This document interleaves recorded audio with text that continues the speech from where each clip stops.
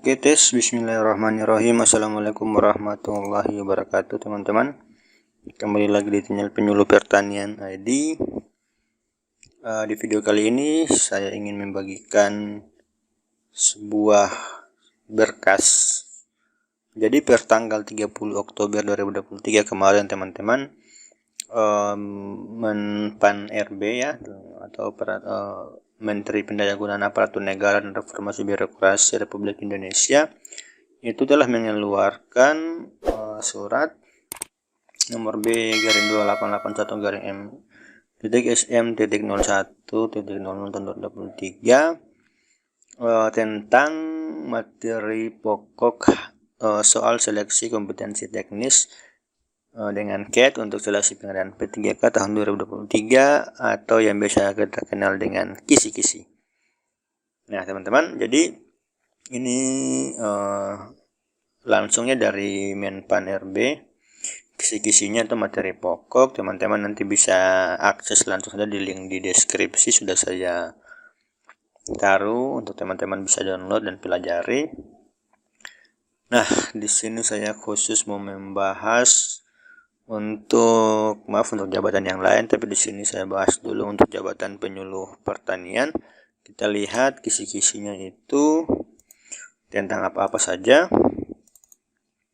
Nah, teman-teman bisa lihat di sini di halaman 52 ya. Ya, 52 karena ini ada 64 halaman, teman-teman bisa lihat. Jadi untuk soal-soal pokok atau kisi-kisi untuk jabatan penyuluh pertanian di sini ada 4. Ada berapa ya? 1, 2 penyuluh pertanian ahli pertama, penyelia, mahir, dan terampil. Jadi teman-teman lihat, kalau kita lihat di sini semuanya sebenarnya sama saja. Di sini dia dibagi menjadi 2 ya, teman-teman. Ada yang berkaitan dengan materi pokoknya itu berkaitan dengan kompetensi umum dan kompetensi khusus. Saya juga kurang paham kenapa dibagi menjadi kompetensi umum dan kompetensi khusus, padahal poinnya itu sama saja. Yang pertama di sini misalnya untuk kompetensi umum ada pelaksanaan penyuluhan, yang kedua evaluasi penyuluhan, kemudian kompetensi khusus juga yang poin pertama dan kedua itu sama saja, pelaksanaan penyuluhan dan evaluasi penyuluhan. Cuma di kompetensi khusus ini di poin ketiga ada yang namanya metode penyuluhan. Ini berlaku untuk semua tingkat jabatan, baik penyuluh pertanian ahli pertama atau yang jenjang S1, kemudian penyelia, mahir, dan terampil. Jadi sama saja. Mungkin untuk bobot soalnya saja yang agak berbeda. Tapi di sini saya bahas saja untuk yang ahli pertama karena sebenarnya tidak berbeda jauh juga sih dengan yang penyelia, mahir, dan terampil. Sebenarnya untuk tingkat analisisnya saja. Kalau teman-teman sedikit cermat, itu perbedaan tingkatan soalnya itu di yang ahli pertama itu sudah menggunakan analisis soal, sedangkan yang penyelia, mahir, dan terampil itu masih membahas hal-hal yang umum, metodenya saja sih, kurang lebih seperti itu. Nah, untuk yang kompetensi umum, teman-teman, jadi kalau yang saya lihat di sini sebenarnya pelaksanaan penyuluhan yang pertama dan kedua evaluasi penyuluhan. Nah, pelaksanaan penyuluhan ini sebenarnya masuknya itu kategorinya apa-apa sih sebenarnya. Jadi saya coba lihat di regulasi di sini, teman-teman, peraturan Menteri Pertanian nomor 35 tahun 2009, teman-teman bisa download nanti. Ini berkaitan dengan juknis, sebenarnya sama juga di Permentan atau Permenpan nomor 2 tahun 2008 atau yang terbaru Permenpan nomor 35 tahun 2020 tentang jabatan fungsional penyuluh pertanian. Ini kan dia membahas tentang juknis. Nah, di dalam juknisnya itu berkaitan dengan nanti tugas pokok dari jabatan penyuluh pertanian itu. Nah, di dalam tugas pokoknya itu dia terbagi lagi untuk bidang kegiatan penyuluh pertanian. Nah, di kisi-kisi tadi itu disebutkan ada pelaksanaan penyuluhan dan evaluasi penyuluhan. Nah, kalau kita lihat di sini kegiatan penyuluhan itu, teman-teman, dibagi, bidang kegiatannya itu dibagi atas beberapa. Yang pertama bidang kegiatan pendidikan, kemudian ada persiapan, pelaksanaan, evaluasi, pengembangan profesi, sampai dengan penunjang. Nah, di kisi-kisi tadi dia sebutkan tentang pelaksanaan. Saya tidak tahu yang dimaksudkan dengan pelaksanaan itu adalah bagian dari bidang kegiatan ini, atau mungkin kegiatan pelaksanaan penyuluhan secara keseluruhan, mulai dari kegiatan persiapan sampai dengan evaluasi. Tapi di kisi-kisi juga dia buat poin sendiri khusus untuk evaluasi. Nah, kurang lebih seperti itu. Jadi kita bahas dari yang pertama di kegiatan pelaksanaan. Kalau kita lihat di juknisnya ini 35 tahun 2009. Nah, kegiatan pelaksanaan ini teman-teman, kalau memang kisi-kisinya akan membahas tentang kegiatan pelaksanaan, berarti prediksi saya dia mencakup kegiatan ini, mulai dari penyusunan materi penyuluhan, kemudian perencanaan dan penyerapan metode penyuluhan pertanian, kemudian penumbuhan atau pengembangan kelembagaan petani. Nah, itu masuk dalam kegiatan pelaksanaan. Kemudian di poin kedua disebutkan itu evaluasi penyuluhan. Kalau kita melihat di evaluasi di juknisnya ini, ada juga disebutkan khusus untuk evaluasi. Nah, evaluasi sendiri itu dibagi atas dua, ada evaluasi pelaksanaan penyuluhan dan evaluasi dampak pelaksanaan penyuluhan. Tetapi secara lebih khusus juga di Jabatan Fungsional Penyuluh Pertanian ini ada regulasi yang mengatur tentang yang berkaitan dengan evaluasi, yaitu di Permentan nomor 91 tahun 2013, yaitu tentang pedoman evaluasi kinerja penyuluh pertanian. Tetapi teman-teman tidak bisa saja hanya berpatokan di sini, karena ini hanya berkaitan dengan evaluasi kinerja, bukan evaluasi kegiatan penyuluhan secara keseluruhan. Kalau kita mau lihat lagi di juknisnya tadi, yang berhubungan dengan evaluasi itu dia dibagi atas dua, teman-teman. Bukan saja evaluasi kinerja seperti yang disebutkan di peraturan khusus sendiri ini, tetapi evaluasi itu dibagi di sini. Kalau di juknisnya ada evaluasi pelaksanaan dan evaluasi dampak pelaksanaan. Nah, apa itu evaluasi pelaksanaan? Kalau teman-teman ketahui, evaluasi pelaksanaan itu dimulai dari kegiatan persiapan penyuluhan, mulai dari identifikasi potensi wilayah sampai dengan kegiatan pelaksanaan penyuluhan. Itu yang dimaksud dengan pelaksanaan penyuluhan. Artinya teman-teman artinya kegiatan evaluasi ini dia akan mengevaluasi kegiatan teman-teman mulai dari kegiatan persiapan atau identifikasi potensi wilayah, tahap-tahapannya apa saja, sampai dengan penyusunan program dan RKTP, penyusunan materi, kemudian berhubungan dengan kelembagaan. Nah, itu semua masuk dalam kategori evaluasi kegiatan pelaksanaan penyuluhan. Nah, sedangkan evaluasi dampak itu berhubungan dengan evaluasi atau hasil dari kegiatan penyuluhan. Misalnya, evaluasi dampak itu berbicara tentang,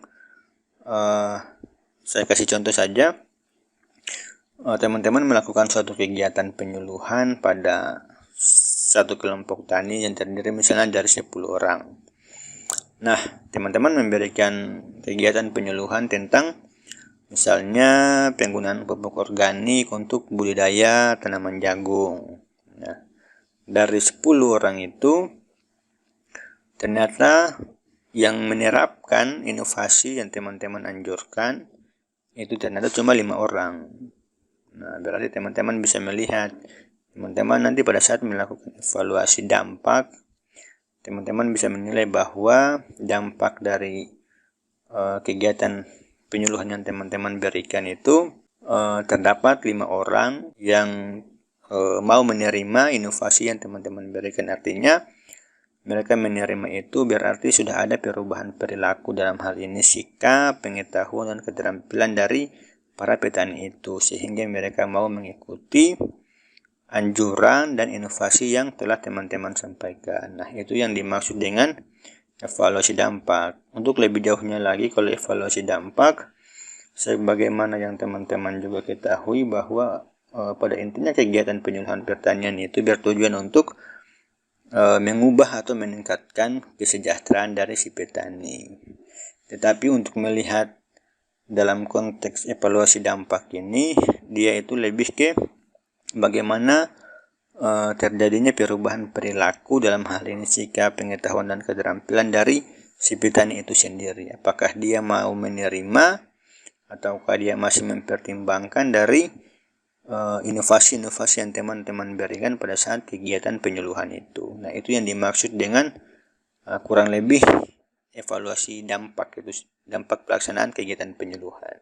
Oke, kita kembali lagi di kisi-kisi tadi teman-teman. Jadi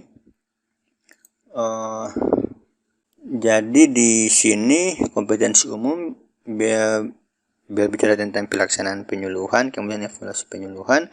Kompetensi khusus juga ya sama, pelaksanaan penyuluhan dan evaluasi penyuluhan juga. Jadi apakah ini masih sama antara kompetensi khusus dan kompetensi umum? Nanti kita coba cari lagi penjelasan lebih jelasnya, tapi untuk sementara teman-teman bisa menjadikan ini sebagai patokan apa yang sudah saya jelaskan tadi. Kemudian di kompetensi khusus ini teman-teman ada tambahan satu, yaitu yang berkaitan dengan atau materi atau kisi-kisi yang berkaitan dengan metode penyuluhan pertanian. Nah, kalau ini ada regulasi yang sangat jelas yang mengatur tentang metode penyuluhan pertanian itu sendiri. Teman-teman bisa lihat di Permentan nomor 52 tahun 2009. Nah, ini dia menjelaskan langsung jelas tentang metode penyuluhan pertanian. Nah, di sini sangat saya rekomendasikan teman-teman untuk pelajari ini, karena di sini memang mengatur khusus berkaitan dengan metode penyuluhan pertanian itu sendiri. Teman-teman bisa download langsung regulasinya, membahas kurang lebih cukup lengkap lah di sini. Nanti untuk pengembangannya teman-teman bisa cari lagi referensi-referensinya di mana saja. Dan kalau tidak salah di video saya juga itu sudah membahas soal-soal atau sudah ada soal-soal yang berhubungan dengan metode penyuluhan ini. Jadi teman-teman bisa lihat nanti, scroll saja di video-video awal saya itu ada soal-soal yang membahas tentang metode penyuluhan ini khusus. Oke, kita balik lagi di kisi-kisi. Jadi kurang lebih itu teman-teman gambaran kisi-kisi menurut saya. Jika teman-teman mempunyai definisi yang lain juga tentang materi pokok ini, teman-teman bisa bandingkan atau teman-teman bisa lihat lagi referensi di sumber-sumber yang lain yang berkaitan dengan materi pokok, khususnya yang pelaksanaan penyuluhan ini, karena saya juga masih membacanya ini hanya secara umum pelaksanaan penyuluhan, apakah dia mulai dari kegiatan persiapan atau tidak, atau dia langsung mulainya dari langsung kegiatan pelaksanaan saja, tidak dimulai dari kegiatan persiapan, atau pelaksanaan penyuluhan ini sudah mencakup dari kegiatan pelaksanaan. Karena kalau teman-teman lihat di juknisnya itu bidang kegiatan penyuluhan itu tidak langsung dimulai dari pelaksanaan, ada yang namanya kegiatan persiapan, yang dimana kegiatan persiapan itu dia mencakup kegiatan identifikasi potensi wilayah atau IPW. Kemudian ada penyusunan RDKK dan lain-lain. Kemudian ada yang namanya penyusunan program penyuluhan pertanian, ini merupakan hal penting dalam kegiatan penyuluhan. Kemudian ada yang namanya kegiatan penyusunan RKTP atau rencana kerja tahunan penyuluhan pertanian. Apakah ini tidak masuk di dalam kegiatan pelaksanaan atau sudah termasuk secara keseluruhan, atau dia hanya membahas kegiatan pelaksanaan itu hanya mencakup lingkup kegiatan penyusunan materi, kemudian perencanaan dan penerapan metode, atau dan penumbuhan atau pengembangan kelembagaan petani. Untuk teman-teman ketahui, perencanaan dan penerapan metode ini itu di dalamnya ada yang namanya kegiatan anjang sana juga, atau kegiatan pertemuan langsung dengan petani, baik secara petani perorangan, kelompok maupun secara massal. Itu masuknya di kegiatan pelaksanaan penyuluhan. Nah, untuk evaluasi tadi sudah saya jelaskan, itu ada poin tersendiri, ada regulasi tersendiri, kemudian apa itu evaluasi pelaksanaan dan evaluasi dampak. Teman-teman bisa perbanyak lagi materi-materinya, referensi-referensinya. Nah, untuk jabatan penyuluh pertanian penyelias mahir dan terampil, teman-teman silahkan menyesuaikan saja untuk regulasi-regulasinya, karena di sini semuanya sama. Jadi saya bahas saja untuk yang penyuluh pertanian ahli pertama. Nah, ini untuk regulasinya tadi teman-teman bisa download, nanti ada banyak di internet yang berkaitan dengan petunjuk teknisnya itu sebagai patokan di Permentan nomor 35 tahun 2009, kemudian metode itu di Peraturan Menteri Pertanian nomor 52 tahun 2009, dan evaluasi kinerja penyuluh pertanian itu di Permentan nomor 91 tahun 2013. Tetapi ini harus teman-teman tambah juga referensi, karena evaluasi itu tidak hanya berhubungan dengan evaluasi kinerja, dia juga bisa berhubungan dengan evaluasi persiapan, evaluasi pelaksanaan, dan lain sebagainya. Oke teman-teman, mungkin itu saja yang bisa saya sampaikan. Semoga bermanfaat, kurang dan lebihnya mohon maaf. Assalamualaikum warahmatullahi wabarakatuh.